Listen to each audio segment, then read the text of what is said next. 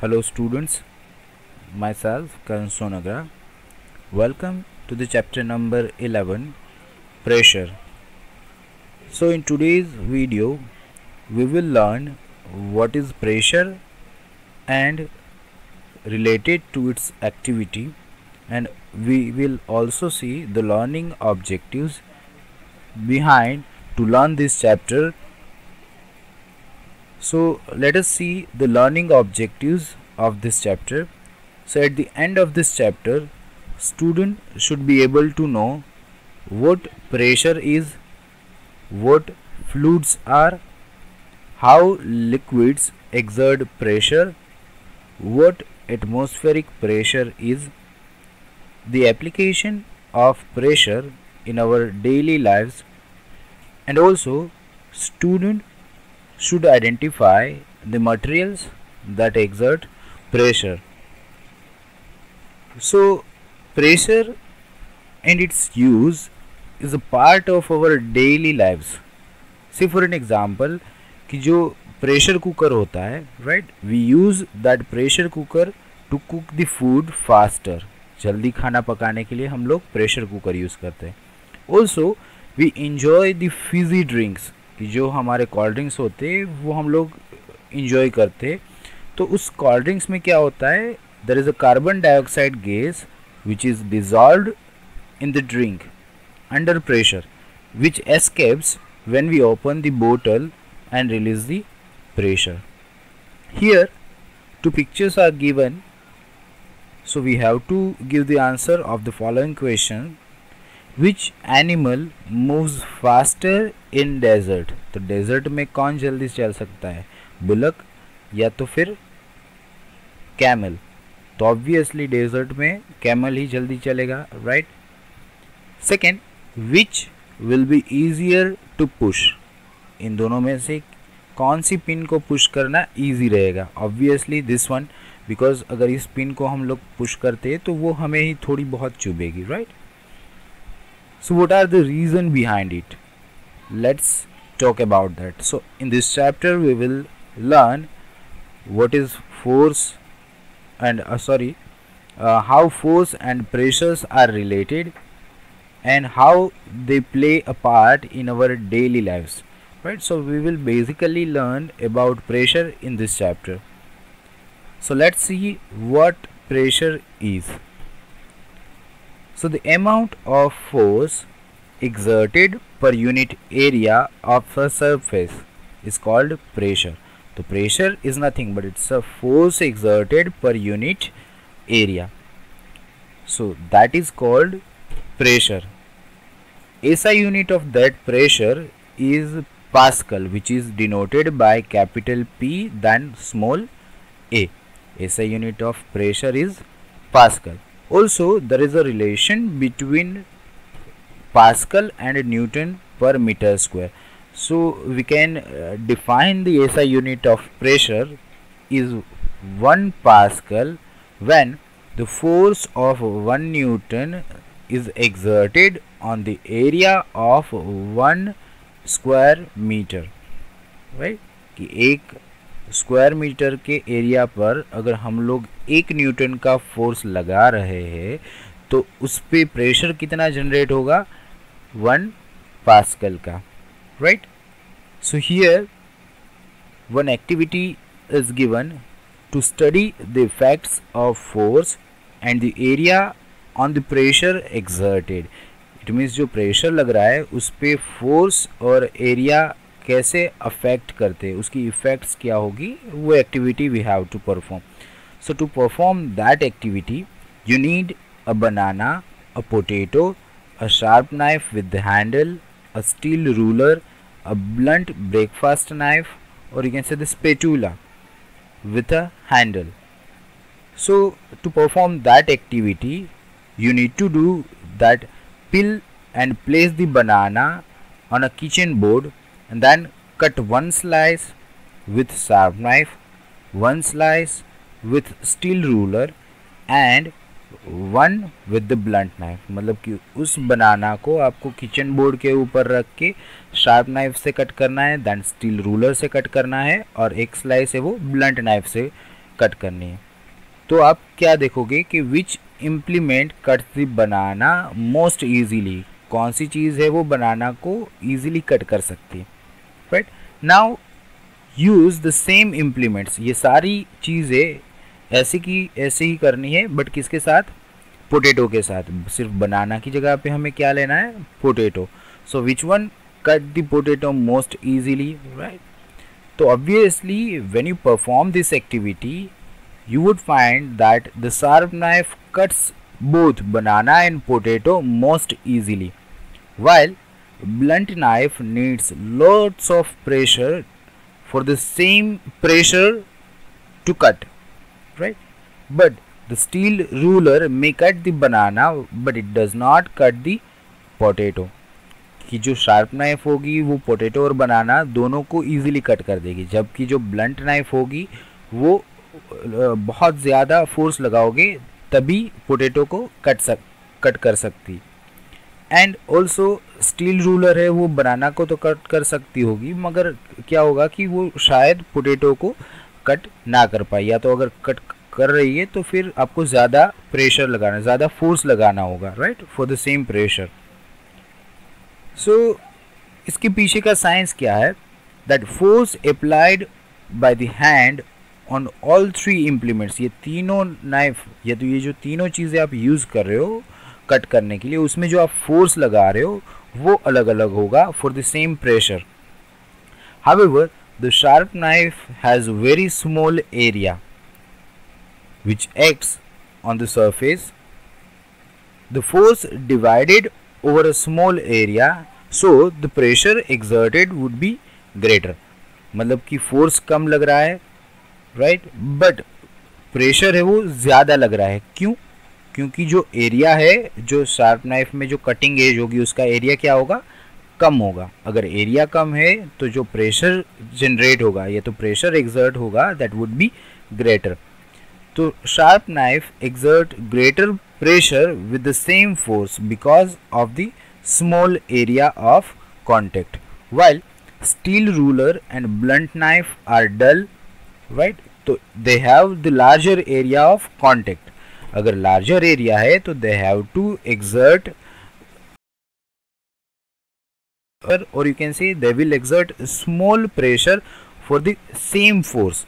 या तो same force के लिए वो कम प्रेशर जनरेट करेंगे, या तो आप ये बोल सकते हो कि सेम प्रेशर को जनरेट करने के लिए आपको ज़्यादा फोर्स लगाना पड़ेगा, because the force is divided over large area. जो आप फोर्स लगा रहे हो वो बहुत ही लार्ज एरिया में डिवाइड हो रहा है। Why? Because they are blunt.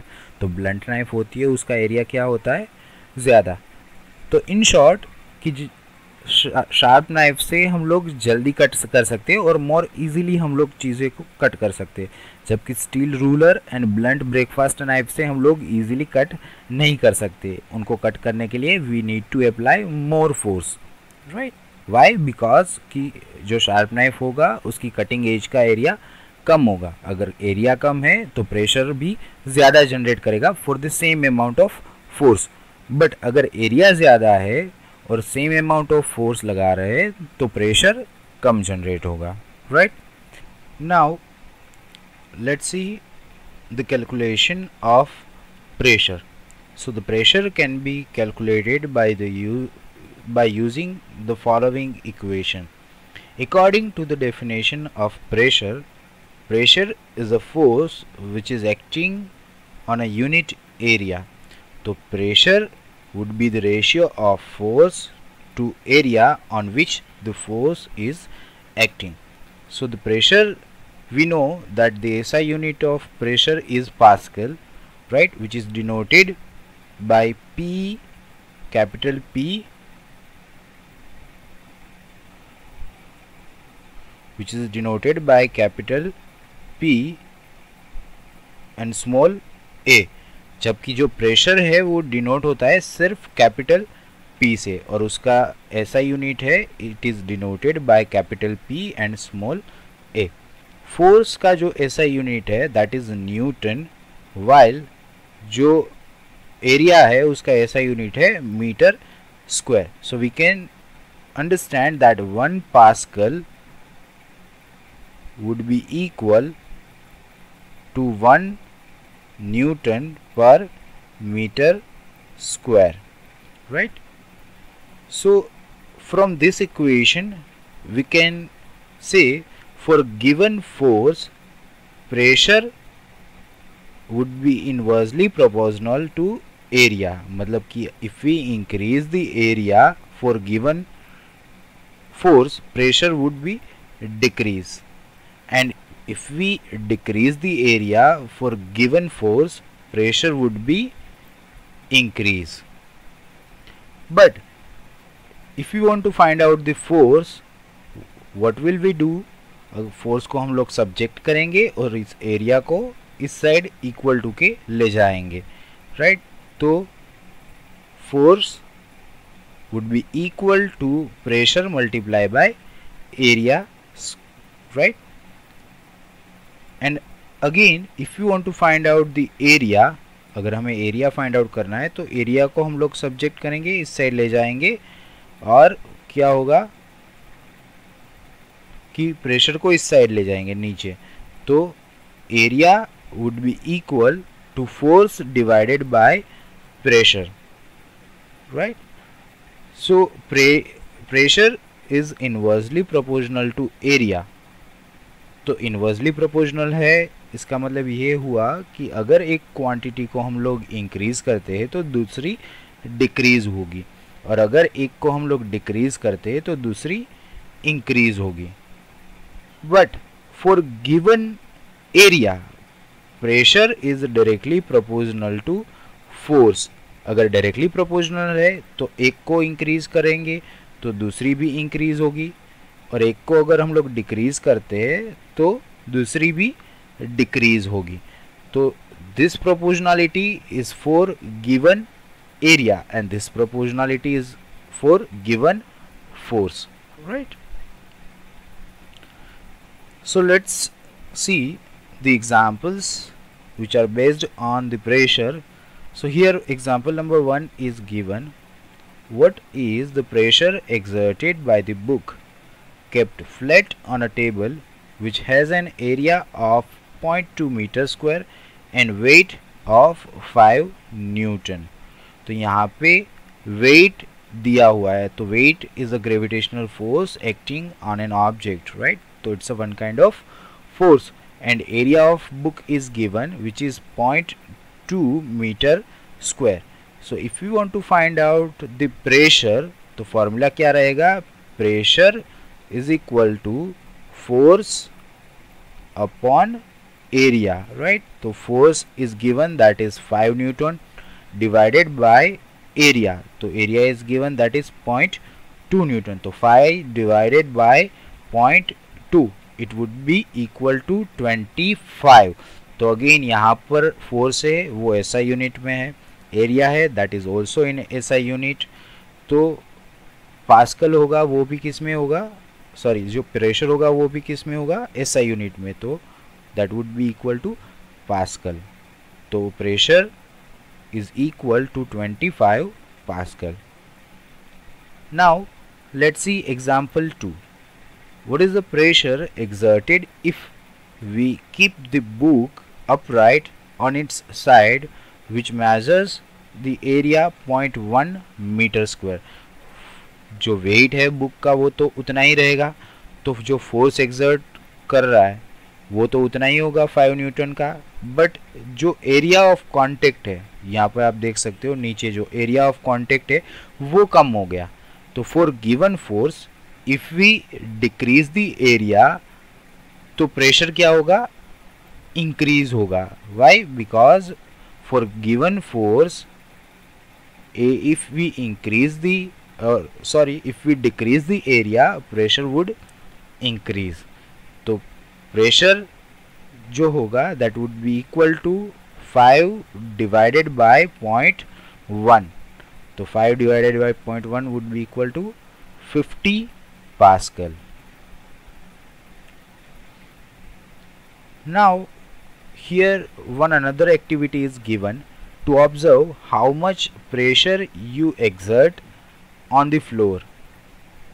आप फ्लोर पे कितना प्रेशर एक्सर्ट करते हो that you have to find out. So for that what you need: a pair of your shoes, a pencil, a sheet of paper and a ruler. So what you have to do, you have to find out the area of your soles of your shoes, जो आप metre square में find out करोगे, right? कैसे? तो आप एक paper की sheet पे खड़े रह के you have to draw your shoes around, you have to draw the shoes and you need to find out the area. then एक का अगर आप ये एरिया फाइंड आउट कर लेते हो, राइट, तो आप दो पैरों पे खड़े रहते हो, तो वो एरिया टोटल कितना होगा, उस एरिया को 2 से मल्टीप्लाई करोगे उतना, राइट? देन आप अपना वेट फाइंड आउट कर लो कि कितना है, तो जितने किलोग्राम आपका वेट हो उससे मल्टीप्लाई बाय 10 कर लो. Why? Because 1.02 kilogram weight is equal to 10 newton. और आपको फोर्स किस में फाइंड आउट करना है? न्यूटन में. और आपका वेट मिलेगा वो किलोग्राम वेट में मिलेगा, तो जितना किलोग्राम वेट होगा उससे मल्टीप्लाई बाय 10 कर दो, तो that would be your force. Now आपके पास एरिया भी है और फोर्स भी है, तो प्रेशर फाइंड आउट करने के लिए आपको क्या करना होगा? You have to take the ratio of force to area. तो आप अगर फोर्स और एरिया का रेशियो ले लोगे,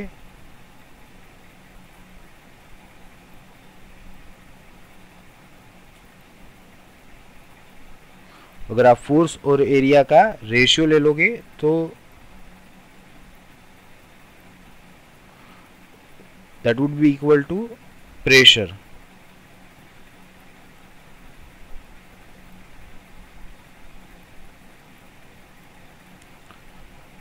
सो उसके बाद आपको क्या करना है कि खड़े रह के नहीं, बट आपके टोज पे खड़े रह के आपको प्रेशर फाइंड आउट करना है. तो अगर उसके लिए अगर आप प्रेशर फाइंड आउट करना है तो you need to find out the area of toes. तो अगेन जब आप टोज पे खड़े रह के खड़े रहोगे तो उसका आपको एरिया फाइंड आउट करना पड़ेगा, राइट? और जो आपका वेट है वो तो उतना ही रहेगा, बट एरिया क्या होगा? टोज पे खड़े हो इसलिए डिक्रीज हो जाएगा, तो प्रेशर क्या होगा? इंक्रीज होगा. तो वो आपको फाइंड आउट करना है.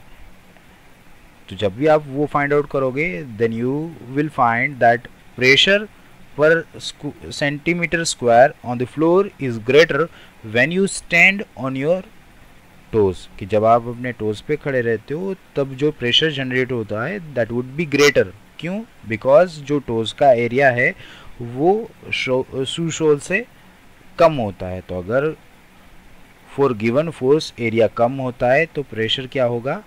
ज़्यादा होगा, राइट? तो इसके पीछे का साइंस क्या है कि for the same pressure is being exerted on the small area when you stand on your toes. मतलब कि same pressure is being exerted on small area when you stand on your toes, and when you stand on the whole foot the force is spread out over the large area, तो pressure will be less. कि जब भी आप toes पे खड़े रहते हो तो स्मॉल एरिया की वजह से क्या होगा कि प्रेशर ज़्यादा लगेगा, जबकि आप अगर पूरे फुट पे खड़े रहते हो तो लार्ज एरिया की वजह से फोर्स है वो स्प्रेड आउट हो जाएगा, तो प्रेशर कम हो जाएगा. So this 2 activity you have to perform in your homework. So that's it in this video. I hope you have enjoyed it a lot. Thank you and have a nice day.